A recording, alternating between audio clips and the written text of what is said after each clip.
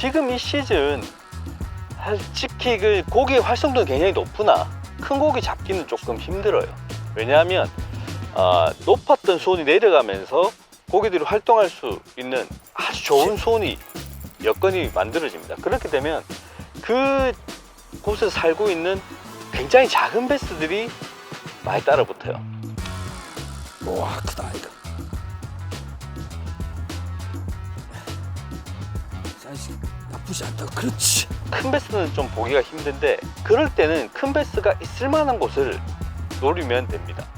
특히나 큰 베스가 좋아하는 단독으로 움직일 수 있는, 단독으로 숨을 수 있는 그러한 곳을 찾으시거나 아니면 물 흐름이 좋거나 굉장히 눈으로 보기에도 좋은 환경, 후미진 곳, 이런 곳을 적극적으로 한번 노려보십시오.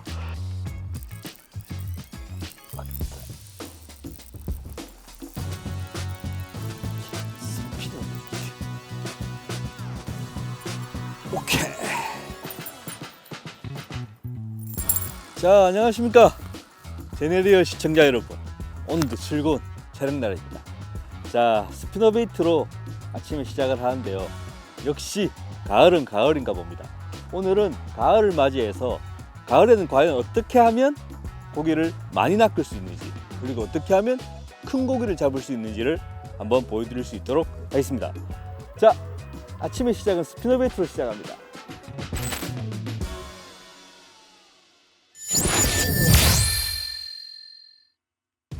아침에는 탐색용으로 스피너베이트 쓰고 있습니다.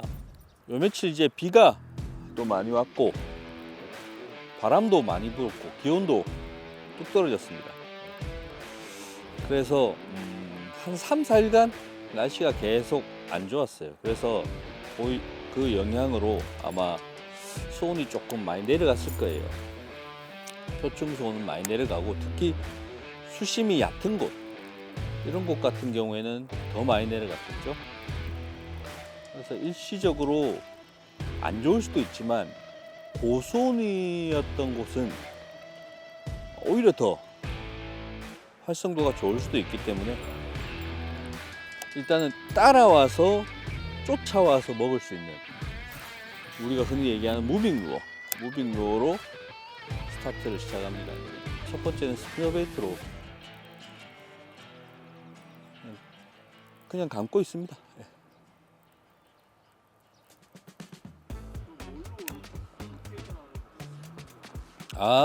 그때는 그 포인트하고 계절하고 환경에 따라 다른 것 같습니다. 지금 같은 경우에는 일단 수심이 얕고, 일단 스피너베이트로 하다가 수심이 얕으니까 제가 볼 때는 다른 크랭크베이트나 입질 들어왔는데 저희 집중을 방해하시고 지금. 근데 이게 지금 물색이 이러니까 만약에 물이 되게 지금 맑잖아요. 그러면 아마 저는 탑워터 썼을 거예요.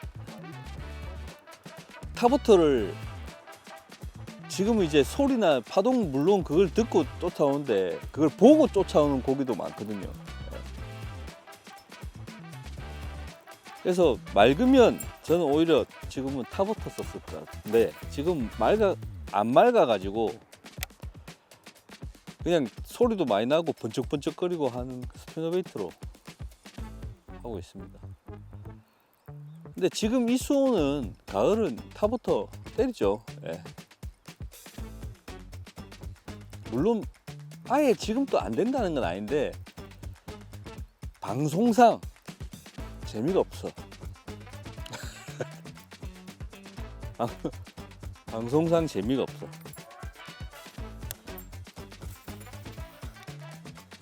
그리고 방송 컨셉이 다 안 맞아.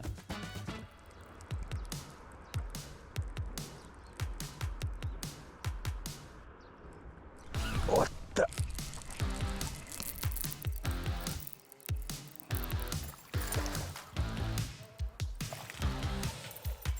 오케이.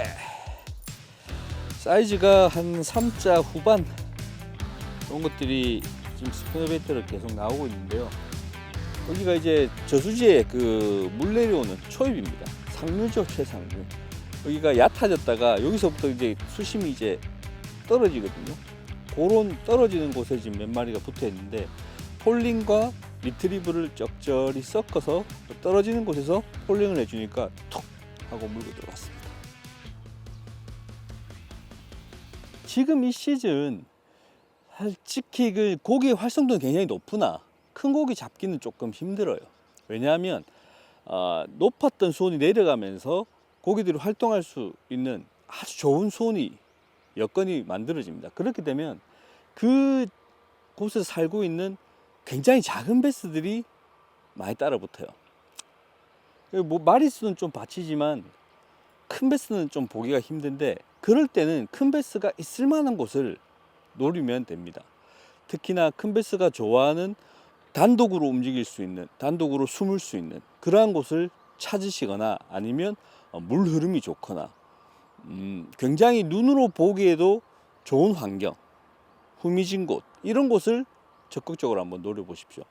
여기 제가 방금 큰 베스를 잡은 것도 계속해서 제가 여기를 왔다 갔다 하면서 프레셔를 줬지만, 그럼에도 불구하고 여기에 숨어있던 고기입니다. 그 고기가 스피너베이트를 던지고 끌어올 때 바로 튀어나와서 먹거든요. 그런 곳을 적극적으로 찾는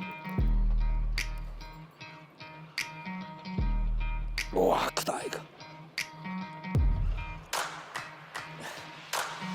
사이즈 나쁘지 않다. 그렇지. 와, 이거 큰데. 오케이. 카메라 보십시오. 보십시오. 여기 보여주십시오. 제가 여기서 계속해서 왔다 갔다 하면서 고기를 잡았음에도 불구하고 이 커버 바로 앞에 스피너베이트를 던져서 딱 끌어오는데 여기서 바로 튀어나와서 먹었어요. 역시 가을은 고기가 광범위하게 퍼져 있지만 큰 놈은 특정 포인트에 있었던 것 같습니다. 스피너베이트에 나온 사이즈 좋은 가을 베스. 스피너베이트 운용 중에서 가장 중요한 거는 그 자신이 운용하고자 하는 그 수심층 유지, 이게 가장 중요합니다. 싱킹 루어이기 때문에 전층을 다 운용을 할 수가 있거든요. 깊은 곳부터 얕은 곳까지 본인의 컨트롤에 따라서 다 운용을 할 수가 있는데, 얕은 곳과 깊은 곳의 운용 방법이 조금 다릅니다. 원활하게 하시려면 조금 다르게 하셔야 돼요. 가장 쉽게 이해하는 방법은 얕은 곳은 릴로, 깊은 곳은 로드와 릴로. 즉 보십시오. 이 지역은 여기는 조금 수심이 깊게 나오고 저기는 굉장히 얕은 곳입니다. 얕은 곳으로 던져 볼게요. 얕은 곳은 굉장히 플랫하게, 수심이 플랫하게 가기 때문에 떨어뜨린 다음에 바닥을 찍고 그냥 릴로 이렇게 감기만 하면 됩니다. 플랫하기 때문에 이 스피너베이트가 뜨려고 하는 성질이 있지만 떠도 바닥과 차이가 많이 없기 때문에 많이 뜨지 않습니다. 이 바닥 대비. 그렇기 때문에 그냥 감으면 돼요. 릴로만. 로드 컨트롤은 딱 자기가 입질이 들어올 때 챔질할 수 있는 그 정도만 딱 하고 그냥 감으시면 됩니다. 이게 그냥 가장 기본적인 방법이고요. 그 다음에 여기 수심이 좀 나오는 곳은 던졌습니다. 이게 보면 쭉 지금 가라앉아요. 라인을 보면 알죠. 네, 지금 바닥에 닿았습니다. 한 3m 조금 넘을 거예요. 여기서는 릴로만 이렇게 감아 버리면 수심이 깊기 때문에 떨어져서 바로 이렇게 올라와 버립니다. 물론 이렇게 운용을 하는 방법도, 활성도가 있는 고기를 끌어올리는 방법도 있긴 있지만, 이 급하게 떨어지는 경사에서는 어느 정도 수심을 맞춰주는 게 좋기 때문에 바닥을 찍고 릴로만 그냥 감으면 뜨니까 로드웍을 해줘야 됩니다. 로드웍을 해주면서 끌려오면 스피너베이트를 컨트롤하고 잉여 라인은 릴을 감습니다. 그러면 떨어졌다가 이렇게 올라오는 게 아니라 떨어졌다가 올라오려고 할 때 로드웍을 하고 레인지를 유지하고 이렇게 가는 거거든요. 그렇기 때문에 로드웍으로 그 수심층을 어느 정도 맞춰주는 게 좋습니다. 이게 이제 깊은 수심 슬로우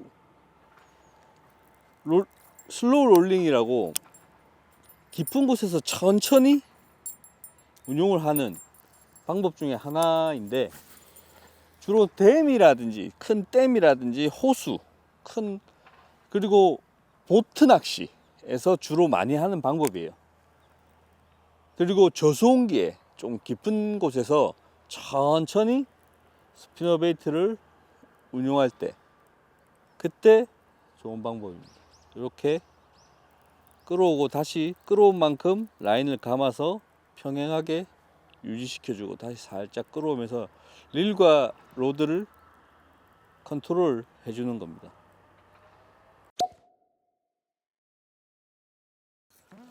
일단은 이 조그맣게 돼 있는 이 수로가 메인인데, 그 메인을 치기 전에 그 앞부분에 이렇게 베스가 숨을 만한 것을 공략을 하고, 그때에도 늦지 않습니다. 가을 같은 경우에는 광범위하게 고기가 퍼져 있기도 하지만 사이즈가 좀 좋은 고기들은 이런 곳에 단독으로 한두 마리씩 들어있는 경우가 많거든요. 그래서 두 가지 낚시를 병행을 하면서 낚시를 하는 게 마리수와 사이즈를 다 확인할 수 있는 방법이죠. 잡기 좋지 않아요.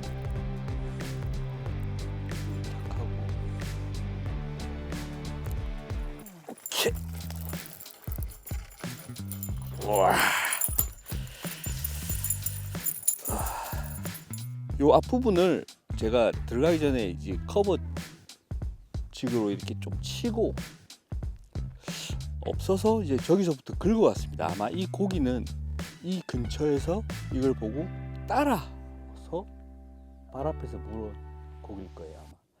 그래서 저 주변에 베스가 있다가 이게 지나가는 걸 보면 따라오거든요, 활성도가 좋은 거는. 그러다가 스피너 베이트는 발 앞에서 무는 경우가 굉장히 많이 있습니다. 이 고기도 그런 고기가 아닌가.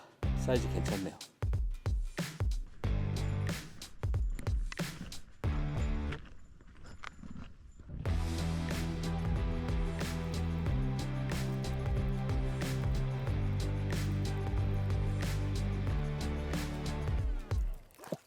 와, 진짜 컸는데. 이거 진짜 컸어. 다시. 이게 방금 입질이 들어왔는데 사이즈가 꽤 컸거든요. 이 바로 앞에서 물었는데, 저런 게 이제 바로 앞에 있다가 물었다고 생각을 하시면 됩니다. 이게 끌고 오기 때문에 어디서 또 따라왔는지 몰라요. 그렇기 때문에 따라와서 무는 고기일 수도 있어요. 이게 여기 앞에 있다가 무는 게 아니라. 우와, 사이즈 좋아하는데 진짜 올라오는데 막 입이 이런 게 올라오는데. 미련을 버리자. 미련을 버리자. 지금 제가 스피너 베이트로 이제 고기를 계속해서 이제 만나고 있는데, 딱 요런 곳이 이제 스피너 베이트 쓰기 좋은 물색입니다. 스피너 베이트 누가 봐도 가짜처럼 생기지 않았습니까? 웜은 뭐 지렁이처럼 생겼고, 뭐 민호우는 물고기처럼 생겼고, 개구리는 개구리처럼 생겼고, 다 그 물속에 사는 생물들을 본떴지만 이 스피너 베이트 물속에 이렇게 생긴 생물은 없습니다. 완전 누가 봐도 가짜 티가 나지 않습니까? 하지만 스피너 베이트가 완전 물속에 사는 생물처럼 다르게 생겼다 하더라도 그 파장과 파동이 굉장히 독보적이기 때문에 물고기들에게 큰 영향을 주는 거죠. 일단은 번쩍거리는 플래싱, 그리고 그 블레이드가 돌아가면서 나오는 그 파동, 진동, 이런 것들이 복합적으로 더해져 가지고 스푼의 번쩍거림, 그리고 크랭크베이트의 떨리는 진동, 쉽게 말해서 이런 걸 이제 다 합쳐 놓은 거라고 보시면 돼요. 그렇기 때문에 탁한 물에서 효과적이다. 딱 이런 곳. 너무 맑은 데서도 맑은 데서도 분명히 되긴 됩니다만은, 맑은 물에서는 좀 전제 조건이 있어요. 뭐 너울이 친다든지, 아니면 조금 수심이 너무 얕지 않다든지, 아니면 뭐 장애물들이 엄청 많이 이렇게 이루어져 있다든지, 그러면 맑은 물에서도 사용이 됩니다만은, 바람 한 점 없고 얕은 맑은 물에서는 스피너베이트는 효과적이지 않습니다. 하지만 조금만 이렇게 흐려버리면 고기들이 스피너베이트에 굉장히 반응을 빨리 하죠. 왜? 자기도 잘 안 보이고 뭐 한데 어떠한 이 측선과 감각기관으로 뭔가 떨리면서 지금 지나가는 게 느껴진다는 거죠. 그리고 가까이 가보니 뭐 번쩍번쩍 하는 것도 있어. 바로 바이트를 하는 거죠. 이제 맑은 물에서 이제 낚시하는 사람들이 이런 데서 어떻게 뭐 고기를 이제 잡느냐라고 얘기하는데, 고기는 이제 눈도 있고 귀도 있고, 그렇지. 와, 사이즈 좋다. 오케이, 그렇지. 일단 포인트에 진입하기 전에 있을만한 곳을 커브를 몇 번 찌르고, 그리고 스피너베이트로 이제 공략을 하는데, 커브에서는 그냥 주로 입질은 없는데 그 근처에서 스피너베이트를 긁어 오면 나와서 먹는 것 같아요. 제대로 물었는데, 야, 역시 바늘이 이거 데코이 바늘 아니겠어? 데코이 바늘 쓴 스피너베이트를 썼더니 그냥 미끄러졌을 때. 스피너베이트는 움직이는 루어죠. 배수도 움직이는 생물이고요. 이 움직이는 루어와 움직이는 생물이 만났을 때는 굉장히 그 입질이 강렬하게 들어오죠. 스피너베이트 특유의 그 입질이 덜컥하는 그 입질이 들어오는데, 그때 웜 낚시 이렇게 싹싹 바닥을 긁어 오다가 입질이 들어왔을 때 하는 이런 보통적인 챔질보다는, 스피너베이트는 항상 던져오면서 스윕 훅셋, 옆으로 챔질하는, 이게 딱 준비가 되어 있어야 됩니다. 던진 다음에 항상 내가 챔질을 정확하게 할 수 있는 그 딱 포즈를 취하고 있어야 되죠. 여기서 이제 감아 오면서 그 짧고 강렬한 덜컥거림이 들어오면 챔질하기 늦단 말이죠. 여기서 바로 이렇게 몸통에 대고 몸통을 돌리면서 어느 정도 돌려주면서 챔질. 그리고 보통 크랭크베이트나 저크베이트, 뭐 미노우 같은 경우에는 저는 그 챔질이 이것보다는 더 약합니다. 굉장히 부드럽게 쭉 이렇게 하는 경향이 있는데, 그거는 이제 트래블 훅을 가진 루어의 특성이고요. 이거는 외바늘이잖아요. 외바늘 같은 경우에는 트래블 훅은 너무 많다 보니까 강하게 안 해도 몸통이라든지 입 주변에 이렇게 걸려서 나오는 경우가 많은데, 이거는 외바늘에다가 힘을 다 실어서 딱 턱이나 입에 걸리게끔 하는 거니까 좀 강하게 챔질을 해주는 게 좋습니다. 이런 식으로. 예. 반대편에서도 던져서 감아오다가 항상 딱 이 각도로 제가 돼 있죠. 이런 식으로 돌리면서 한 손으로 챔질 하셔도 되고 두 손으로 챔질 하셔도 되는데, 저 같은 경우에는 이 두 손으로 몸통에 붙여서 주로 하는 편입니다.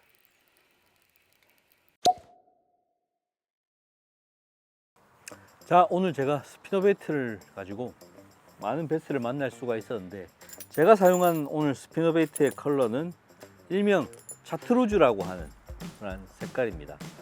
스피너베이트의 그냥 기본 중에 기본이라고 보시면 되겠습니다.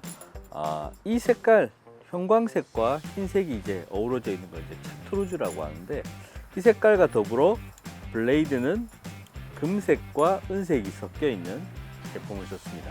왜 그럴까요? 물이 탁했기 때문입니다.